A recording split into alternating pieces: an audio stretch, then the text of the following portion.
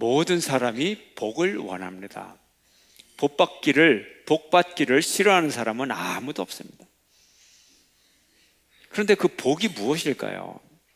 복이 무엇이기에 사람들이 다 그걸 원할까요? 국어사전을 찾아보면 복이란 좋은 운수다 이렇게 나와 있어요. 좋은 운수. 그러니까 뭘 하든지 잘 되는 거. 뭘 하든지 잘 되는 거. 뒤로 넘어졌는데 땅을 탁 짚었는데 일어나면서 보니까 손에 돈이 잡혀 있고 뭘 해도 잘 되는 거예요. 돈도 많이 벌고 건강하고 하고 싶은 거 다 하고 즐기고 싶은 거 다 즐기고 사는 것, 이걸 복이라고 하고요. 복권을 탁 사면 1등이 되든지 아니면 적어도 2등 정도는 되는 거. 주식을 사면 항상 대박을 치고요. 자식도 많이 낳고 아들, 딸 인류대학에 보내고 나이 들어서는 손자, 손녀 재롱 보면서 세월 가는 줄 모르고 살다가 이빨도 튼튼해서 먹으면 먹는 대로 소화도 잘 시키고 건강하게 살다가 세상을 뜰 때는 자손들 다 불러놓고 한 명씩 다 축복하고 할 말 다 하고, 그리고 그 가족이 있는 그 자리에서 딱 죽어서 그 온 가족이 다 슬퍼하고 애도하고, 그러고는 경치 바르고 양지 바른 곳에 큰 무덤 만들어서 정승처럼 큰 비석 세우고 그렇게 묻히는 거, 사람들이 이게 복이라고 그렇게 생각을 합니다. 이렇게 주로 사람들은 물질적인 복을 복으로 생각을 하죠. 경제적인 풍요를 먼저 생각합니다. 또 굳이 물질적인 이 소유가 아니라도 권력이나 명예, 무형의 재산들, 이것을 많이 갖는 것을 복이라고 생각을 합니다. 오늘 우리가 읽은 시편 1편을 복장이라고 그래요. 복에 대해서 성경이 말하는 복이 무언가를 우리에게 설명해 주는 성경이 오늘 시편 1편입니다. 복장이에요, 복장. 그런데 시편 1편을 읽어보면 복이 이거다 그렇게 설명을 안 하고 복이 있는 사람을 설명합니다.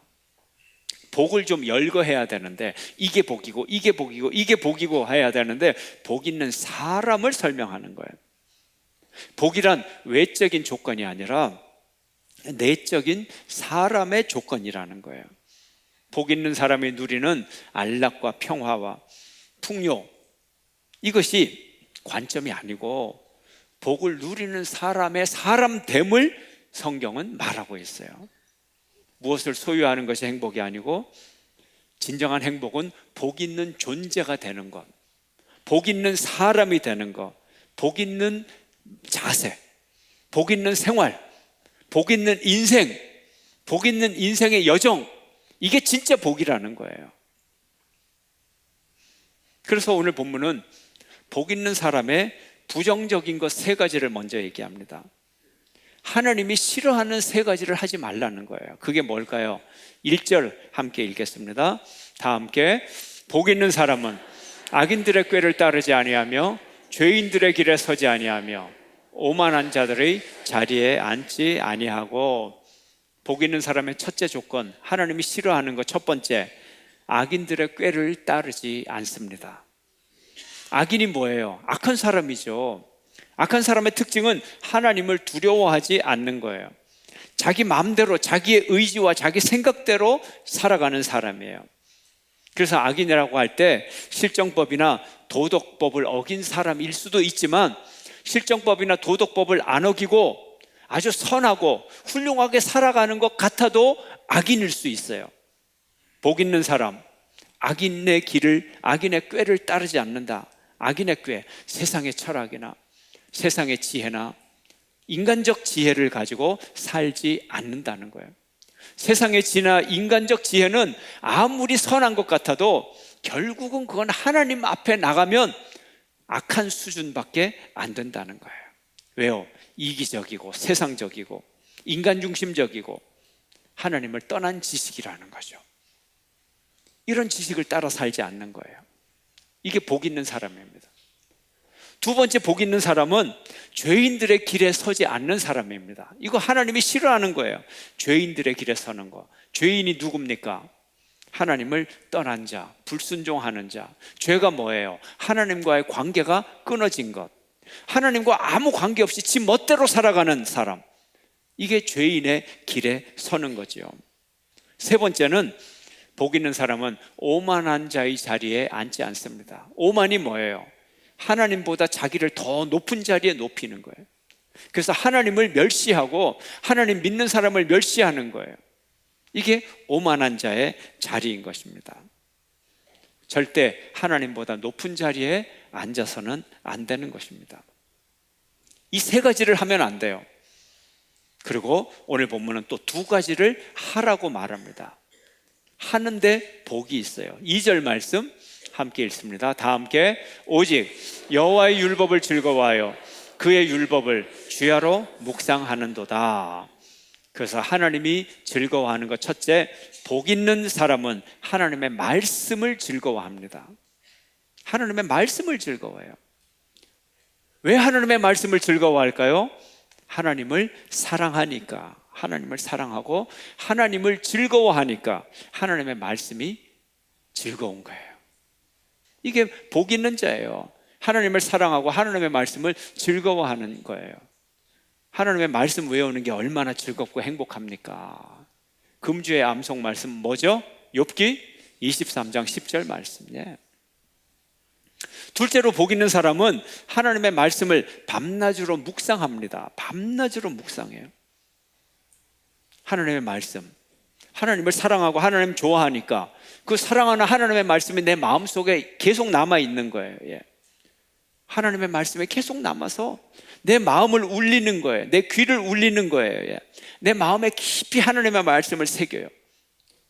이 시편이 써질 때 그때 이 사람들은 율법의 뜻을 생각하면서 이 낮은 목소리로 성경을 중얼중얼 하면서 계속 외웠어요. 우리 사서삼경 외우듯이. 예. 계속 외웠어요. 조용히 침묵하는 게 아니에요. 예. 몸을 흔들면서 책상을 잡고 몸을 흔들면서 외워요. 예.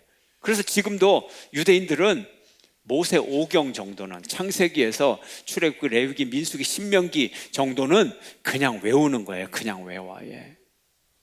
말씀을, 그러니까 외우니까 말씀을 또 묵상하게 되는 거예요. 예. 언어가 다르기 때문에 그 느낌을 그대로 표현은 못해요. 외워요. 이스라엘 사람들. 이 시편 1편부터 1절부터 외워요. 복 있는 사람은 악인들의 꾀를 따르지 아니하며, 뭐 이런 식으로. 예, 비슷하게. 예, 느낌이 비슷해요. 다 외우는 거예요. 우리가 한 사람을 존경하면 그 사람의 말도 존경합니다. 우리가 하나님을 높이기 때문에 하나님의 말씀을 존경합니다. 밤낮으로 생각하고 즐거워하고 묵상하고 되뇌이는 거예요. 마음속으로, 주야로, 밤낮으로, 평생토록 하나님을 묵상하는 것입니다.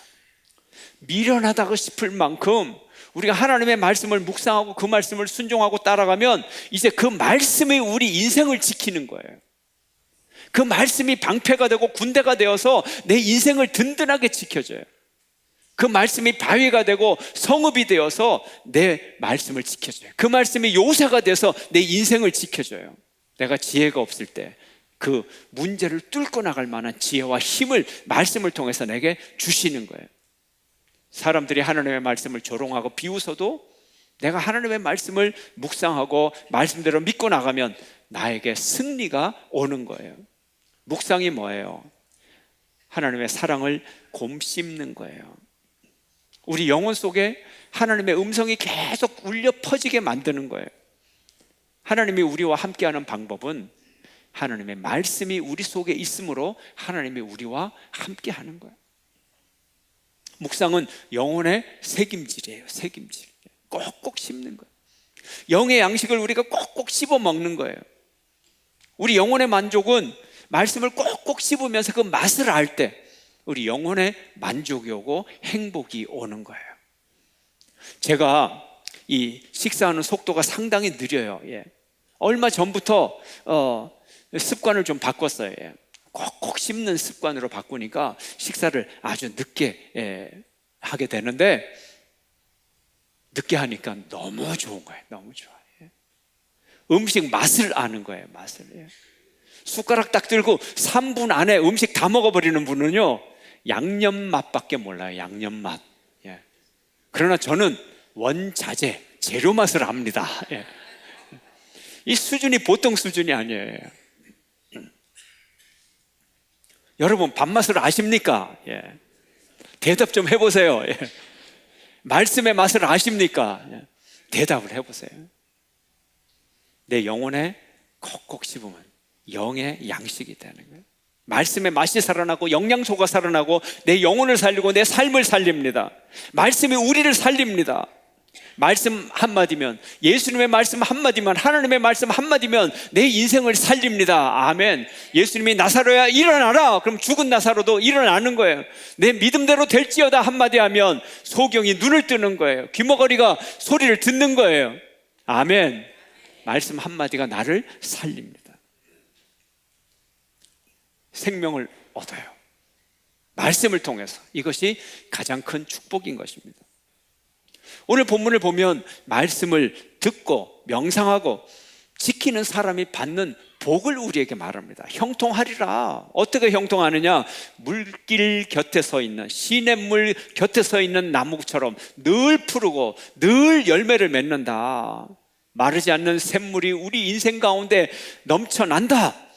이 축복이 우리에게 임하는 것입니다. 3절이 그 말씀입니다.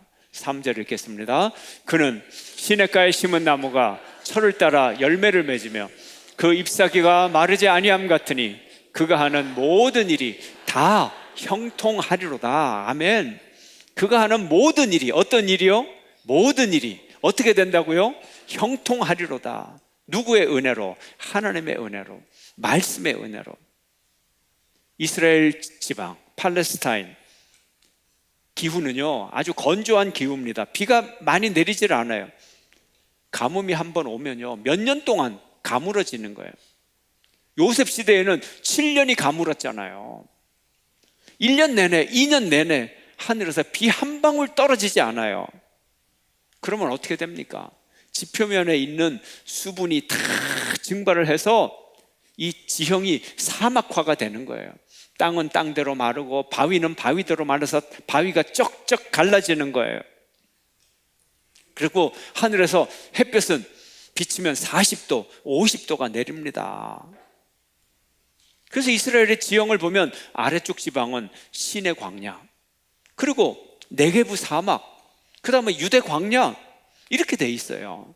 풀 한 폭이 제대로 없어요.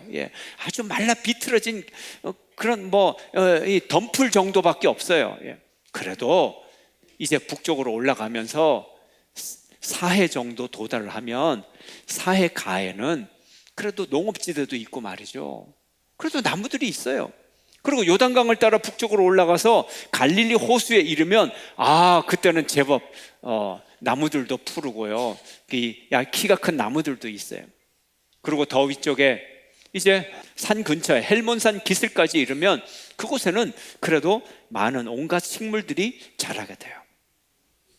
왜 그럴까요? 물이 있어야 되는 거예요. 헬몬산이 3,000m 이상 높습니다. 거기에 이슬이 많이 끼어요. 또 겨울에는 눈이 쌓여 있어요. 이것이 녹아내리면서 아주 큰 물줄기를 이루는 거예요. 물 근처에는 나무가 풀어요. 그리고 거기는 곡창지대가 있어요. 그래서 열매가 맺히는 거예요. 이게 하나님의 축복인 것입니다. 이런 축복을 주시겠다는 거예요. 이런 축복을 주시겠다는 거예요. 그러나 하나님은 악인들에게는 심판하시겠다는 거예요. 4절 5절 함께 읽겠습니다. 다 같이. 악인들은 그렇지 아니하며 오직 바람에 나는 겨와 같도다. 그러므로 악인들은 심판을 견디지 못하며 죄인들이 의인들의 모임에 들지 못하리로다. 아멘. 악인과 의인을 갈라놓는 거예요. 슬쩍 의인의 편에서 적당히 복을 함께 받으려고요, 천만의 말씀. 의인은 하나님이 철저하게 복을 주시지만 악인은 하나님이 철저하게 벌을 주세요. 심판하세요. 딱 가르는 거예요. 어떻게 하듯이, 결을 갈라내듯이 바람을 불게 하고 쭉정이가 다 날아가면 철저하게 분리하고, 이 쭉정이는 나중에 불에 태워버리는 거예요. 하나님의 심판의 모습이 임하는 거예요. 하나님의 심판이 반드시 있습니다. 의인은 시냇가에 심은 나무처럼 늘 푸르고 열매를 맺고, 악인은 불타는 쭉정이처럼 심판을 받을 것입니다. 바람에 나는 겨와 같이 버림을 받을 것입니다. 부질없고 허망한 인생에 지나지 않습니다. 이것이 하나님의 뜻이에요. 그래서 우리는 어떻게 해야 돼요? 의인이 돼야 되는 거예요. 의인은 어떤 사람인가요? 하나님의 인정을 받는 사람이에요. 하나님의 인정을 받는 사람. 6절 말씀 함께 읽습니다. 함께. 무릇 의인들의 길은 여호와께서 인정하시나 악인들의 길은 망하리로다. 의인의 길이 뭐예요? 하나님이 인정하는 길. 악인의 길은 하나님이 심판하는 길. 우리가 어떻게 의인이 됩니까? 윤리적으로 의롭게 살아가고 실정법을 잘 지키고, 그러면 의인입니까? 아니요. 아무리 도덕적으로 실정법을 잘 지키고 살아도, 그러나 하나님을 배반하는 자는 의인이 아니라 그랬어요. 악인이라 그랬어요. 죄인이라 그랬어요. 하나님에게 의인이 되는 조건은 하나님의 인정을 받는 것입니다. 우리가 비록 다소 죄를 짓고 도덕적으로도 잘못할 수가 있어요. 그러나 하나님의 인정을 받으면 의인이 될 수 있다는 거예요. 이것이 하나님의 기준인 것입니다. 세상의 기준이 아니에요.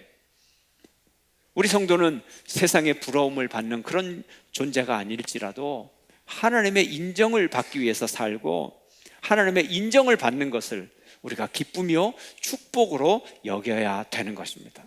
이것이 오늘 시편 1편에서 말하는 축복의 조건인 것입니다. 복의 조건인 것입니다.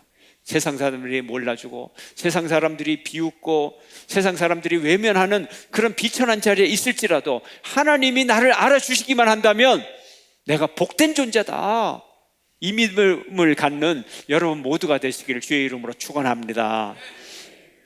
성경에서 말하는 복이 뭔가요? 오늘 본문에 복이란 단어를 보면 에쉐르 이렇게 발음합니다. 에쉐르가 뭐냐? 하나님의 임재하심이 있다. 하나님이 함께 하신다.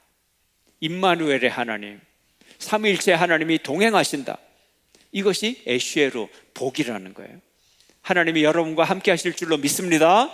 그러면 여러분은 복된 존재임을 믿으시기를 축원합니다. 이게 복이에요. 하나님이 함께 하는 게 복이에요. 구속의 은총을 받은 자가 복이에요. 시편 73편 28절 상반절 함께 읽습니다. 하나님께 가까이함이 내게 복이라. 한 번 더. 하나님께 가까이함이 내게 복이라. 복이 뭐라고요? 하나님께 가까이하는 것. 나와 하나님이 가까이 있는 것, 함께 있는 것, 이게 복인 것입니다. 우리의 복은 세상 사람들처럼 우리의 소유물에 있는 것이 아니라 하나님과의 관계에 있다는 거예요. 하나님과 가까운 관계, 친근한 관계, 하나님으로부터 인정받는 관계, 이게 복인 거예요. 이런 사람이 복이 있다는 거예요. 그러므로 우리는 하나님을 항상 모셔야 되는 거예요. 어떻게 해야 된다고요? 하나님을 항상 모셔야 되는 거예요. 왜 하나님을? 그것도 왜 항상 모셔야 되느냐?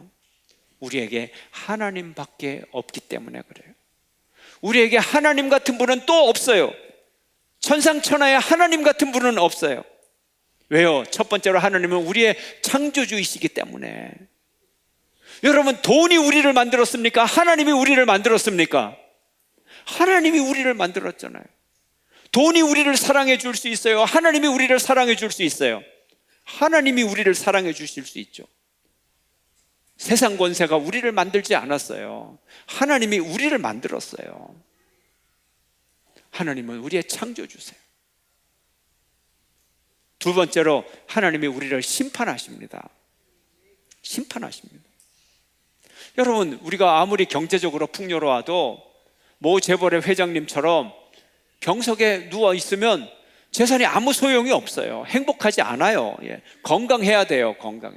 그런데 아무리 건강해도 관계가 좋지 않으면 가족 관계, 사회적 관계, 모든 관계가 다 파괴돼 버리면 그 사람 하나도 행복하지 않습니다.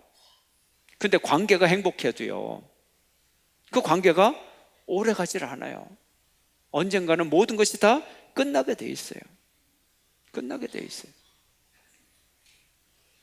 돈이 좀 없어도, 때로는 질병으로 고생을 해도, 원치 않는 어려움이 있어도, 그래도 하나님의 인정을 받고 하나님과 함께하는 사람은 복된 사람이에요.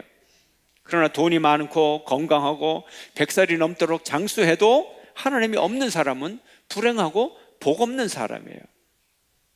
하나님이 우리의 창조주고 하나님이 우리를 심판하시기 때문에 그래요. 이 세상의 모든 것이 다 끝날 때 하나님과 우리 둘만 남는단 말이에요. 하나님과 나와 둘만 딱 대면하는 그때가 온단 말이에요. 세상에 나의 소유와 관계와 가족과 모든 것 다 사라지고 나서 그것이 끝인 줄 알았는데, 모든 것이 사라지면 내 인생도 다 사라질 줄 알았는데 그게 그렇지 않다는 거예요. 내가 하나님과 대면해서 딱 심판의 자리에 서게 된다는 거예요. 그때 가서 이게 끝이 아니구나. 그때는 이미 때가 늦었어요. 그때는 이미 다 때가 늦었어요. 영혼과 관계를 맺는다는 것을 처음 알게 되면 모든 것이 때가 늦었어요. 그 영원한 세계가 있다는 것, 하나님의 심판이 있다는 것을 미리 알고 준비하는 자에게 하나님의 축복이 임하는 것입니다.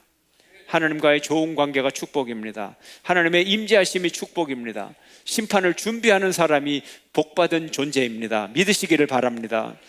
세 번째로, 하나님만이 우리를 사랑하실 수 있어요. 돈이 여러분을 사랑합니까? 여러분이 돈을 사랑합니까?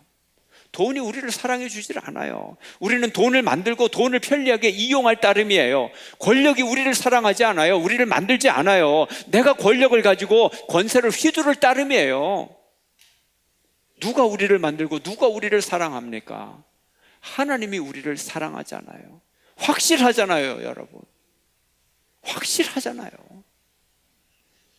하나님만이 우리를 사랑하십니다. 아멘. 네 번째로, 하나님만이 우리를 구원하십니다. 하나님이 우리를 만드시고 심판하시고 그리고 사랑하시기 때문에 사랑하시는 그 하나님만이 우리를 구원하실 수가 있어요. 돈 때문에 구원받는 법 없잖아요. 권세 때문에 구원받는 법 없잖아요. 인기를 누린다고 천국 가는 거 없잖아요. 하나님만이 우리를 구원해 주세요. 하나님이 우리를 사랑하셔서 당신의 독생자 예수 그리스도를 이 땅에 보내시기까지 우리를 사랑하고 우리를 구원하시는 분을 믿으시기를 축원합니다. 하나님이 우리를 구원해 주세요. 오직 예수 그리스도, 그분의 사랑, 그분의 십자가, 그분의 보혈, 그분의 부활의 능력만이 나를 살립니다. 아멘. 복된 사람은요, 하나님 안에 있는 사람이에요. 그리고 하나님이 그 속에 있는 사람, 하나님의 말씀을 받아들이는 사람이고 하나님의 말씀을 즐거워하는 사람이에요. 하나님의 용서를 받은 사람, 하나님의 인도를 받는 사람, 하나님을 즐겁게 따라가는 사람, 하나님을 기뻐하고 하나님의 기뻐하심을 입은 사람, 하나님과 함께하는 것이 최고의 복입니다. 하나님과 함께하는 것이 우리를 의롭게 하고 하나님과 함께하는 그 인생길 전체가 축복의 삶이고 하나님의 임재하심을 깨닫고 그분과 교제하고 그분의 말씀을 계속 읊조리고 외우고 지키며 살아가는 것, 이것이 우리의 능력이요 우리의 축복인 것입니다. 사랑하는 성도 여러분, 하나님의 말씀 안에서 큰 축복을 누리는 여러분 되시기를 축원합니다. 하나님과 동행하는 여러분 되시기를 주의 이름으로 축원합니다.